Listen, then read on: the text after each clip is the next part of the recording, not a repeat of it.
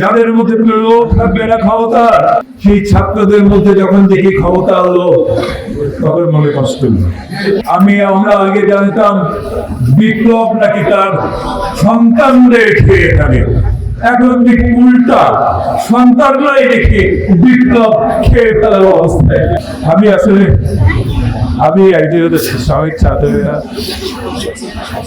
আমি বয়স করেছি। আমাকে যদি জিজ্ঞেস করা হয় যে এই সিদ্ধান্তটি সঠিক কিনা, আমি বিশ্বাস করি ছাত্রদের এই সরকারে যাওয়ার সিদ্ধান্ত একটি সম্পূর্ণ ভুল সিদ্ধান্ত। আমার বিশ্বাস। আপনারা কি বলেন?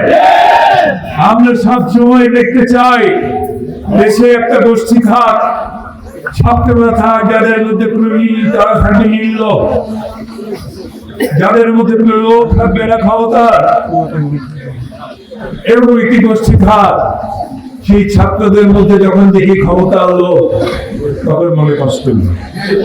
এটা তো আমরা বিশ্বাস করতে পারছি না যে এপিএস যদি এত টাকা কামায়, এপিএস না তো কাউকে দিয়ে কষ্ট লাগে। আমরা সাবেক ছাত্ররা যখন আমরা দেখি আমাদের ছোট ভাইদের দিকে মানুষ তীর্য দৃষ্টিকে দেখে, কাপড় তাদের কষ্ট হয়।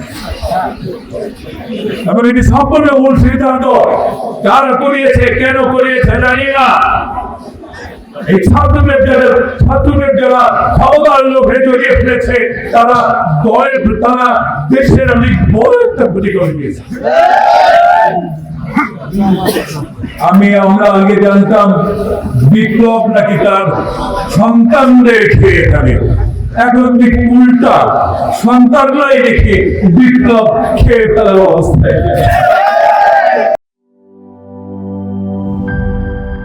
বান্ডেল থাকলে প্রতি সেনমানিতে টাকা বাঁচবে। বিকাশ সেনমানি বান্ডেল কিনে জিতুন প্রতি লেনদেনে।